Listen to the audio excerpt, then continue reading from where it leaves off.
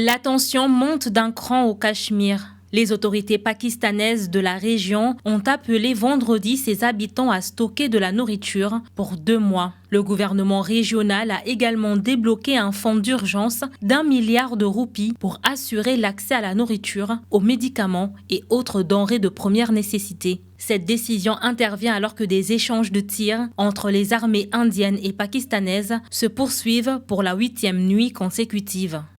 Des instructions ont été données afin que les habitants fassent des stocks de nourriture pour 2 mois dans les 13 districts.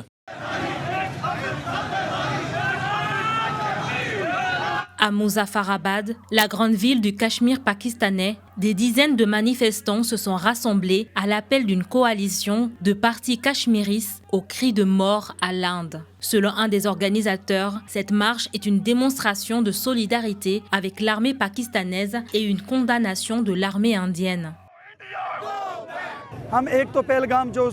Nous condamnons l'incident de Pahalgam. Le peuple du Cachemire condamne cet acte maintenant et étudie cet événement comme prétexte pour violer gravement les droits humains, sociaux et religieux des habitants du Cachemire.